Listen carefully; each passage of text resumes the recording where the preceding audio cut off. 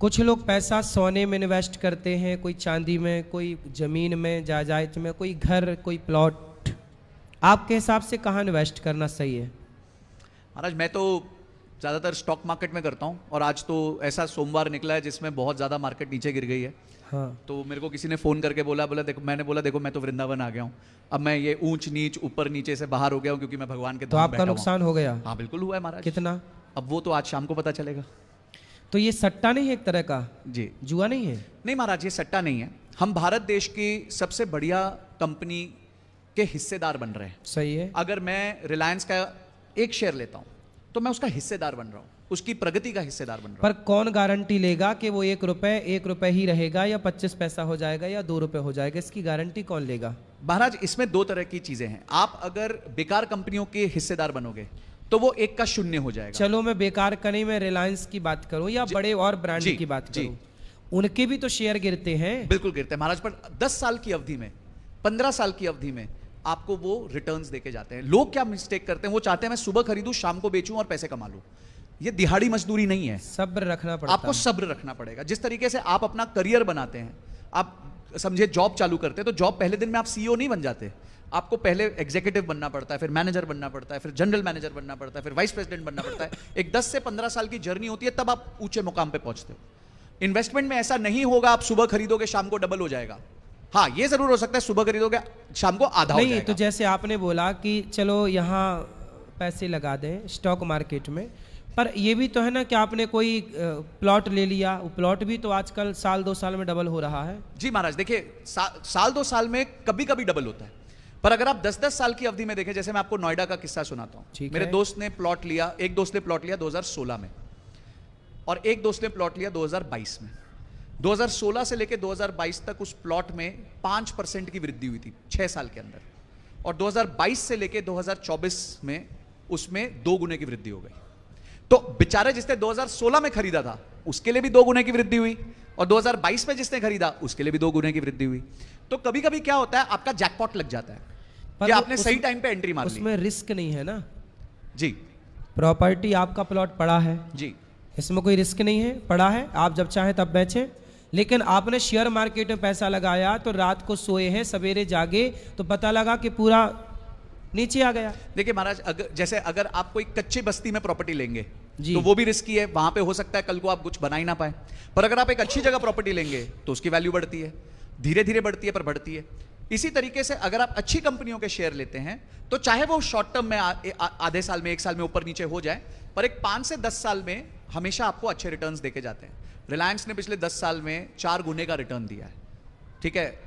TCS जैसी कंपनियों 7-8 गुने का रिटर्न दिया है, बजाज जैसी कंपनियों ने 40-40 गुने का रिटर्न दिया है। तो अगर आप अच्छी कंपनियां उठाएंगे या फिर मात्र म्यूचुअल फंड में भी पैसा डाल देंगे तो आप एक अच्छा जो है अपने लिए कॉर्पस बना सकते हैं। दूसरी चीज, प्लॉट में डालने के लिए पैसा अधिक चाहिए होता है, 5 लाख, 10 लाख, 15 लाख, 20 लाख जी। शेयर में आप 1000 रुपए से, 2000 रुपए से, 5000 रुपए से भी निवेश कर सकते हैं। सही। तो एक छोटे निवेशक के लिए शेयर मार्केट में अगर वो अच्छे तरीके से करे तो एक अच्छा पैसा बना सकता है। स्त्रियों को कौन सा काम करना चाहिए, माताओं बहनों को क्या करें कि वो अपने जीवन में सफल हो और पति से पैसे ना मांगना पड़े, वो अपना खुद का भी कमा सकें, साइड में कुछ काम करते, कुछ ऐसा क्या करना चाहिए कि स्त्रियां भी, हमारी बहन बेटियां भी सेल्फ डिपेंड हो? महाराज देखिए, इसका सबसे बढ़िया उदाहरण था लिज्जत पापड़। लिज्जत पापड़ जो है वो महिलाओं के उद्योग की तरह चालू हुआ था। पापड़ आज लिज्जत पापड़ दुनिया का सबसे बड़ा ब्रांड है पापड़ में। पर आजकल की लड़कियां तो पापड़ थोड़ी बेलेंगी। ये कहेंगे हम इतना पढ़ाई लिखाई कि पापड़ बेलने के लिए। महाराज इसको मैं ऐसे बोलूंगा कि पापड़ बेल ले, ऑनलाइन बेच दे। अगर ये अच्छे पापड़ बेल के ऑनलाइन बेच दें तो भी बहुत अच्छा पैसा कमा सकते हैं। तो अगर आप ज्यादा पढ़े लिखे नहीं हैं तो आप पापड़ बनाने का काम कर लो, और अगर आप ज्यादा पढ़े लिखे हैं, आपने कुछ अच्छा सीख लिया है, तो कोई भी पदार्थ है उसको ऑनलाइन बेचना सीख लो, क्योंकि ऑनलाइन से आप बहुत तेजी से जो है अपनी विक्रेता कर सकते हो सामान की। जी। पैसे से खुशी मिलती है कि नहीं लोगों को? पैसा कितना महत्व रखता है जीवन में? देखिए महाराज, वो मुझे ऐसा लगता है कि पैसे ज्यादा होते हैं तो झगड़े ज्यादा हो जाते हैं। मैंने कहानी सुनी थी कि मुकेश अंबानी सुबह स्कूल से आते थे, सेम शॉर्ट्स उतारते थे, और अनिल अंबानी दोपहर को पहन के जाते थे। तो तब तक तो दोनों भाइयों में लड़ाई नहीं थी, पर जब दोनों के पास बहुत अधिक धन हो गया और पिताजी चले गए तो दोनों ने बहुत बैर रखी एक दूसरे से। तो मुझे ऐसा लगता है कि धन जो है उसको सही तरीके से उसका इस्तेमाल होना चाहिए, वो आपके सर पे चढ़ के नहीं बोलना चाहिए, उसकी वजह से आपको रिश्ते खराब नहीं करने चाहिए, और मुझे लगता है रिश्तों के बीच में धन को लाना ही नहीं चाहिए। अगर आप बड़े परिवार में हैं तो आप कोशिश करिए कि हर जन अपना अपना काम करे, अपनी अपनी कमाई करे। हाँ, कभी किसी को परेशानी हो रही है, कुछ खराबी हो गई, तो एक दूसरे की मदद करना बनता है। रिश्ते ज्यादा महत्वपूर्ण है पैसे की अपेक्षा। बिल्कुल महाराज, रिश्ते बहुत महत्वपूर्ण। कितना पैसा कमाना चाहिए, कहाँ रुक जाना चाहिए कि यार अब बहुत है? देखिए, अभी मैं कौन बनेगा करोड़पति देख रहा था, तो उसमें एक एपिसोड था कि जहां एक व्यक्ति बैठा है हॉट सीट पे, और हॉट सीट पे बैठा है, जीते जा रहा है, 10 लाख या 12 लाख रुपए का प्रश्न आया। तो अमिताभ जी ने पूछा कि अगला प्रश्न 12 लाख रुपए के लिए, तो उन्होंने बोला ठहरिए, मैं क्विट करना चाहता हूं। तो सब लोग शौक हो गए, क्विट क्यों कर रहे हैं, इसके पास तो 3 लाइफलाइन है, तो खेलता रह सकता है। तो उन्होंने बड़ी अच्छी बात बोली, बोलते जो प्राप्त है वो पर्याप्त है, जो प्राप्त है वो पर्याप्त है। तो अगर आपको जो प्राप्त है वो पर्याप्त है, आपके खर्चे निकल रहे हैं, आपका काम हो रहा है, आपके पास इन्वेस्टमेंट्स हैं, आपके बच्चे सिक्योर हैं, उनके फ्यूचर की पढ़ाई के लिए, शादियों के लिए आपने अच्छा जोड़ के रखा है, तो आप ऐसे मत करिए कि एक घर बनाया, फिर 2 घर बनाते हो, फिर 4 घर बना लेता हूं, फिर 10 घर बना लेता हूं, फिर 20 घर बना लेता हूं। आप दौड़ रहे हैं पर आपका परिवार पीछे छूट रहा है, आपकी खुशियां पीछे छूट रही है। तो जहां आप पहुंच जाएं कि जो प्राप्त है वो पर्याप्त है, तो आप रुक जाइए।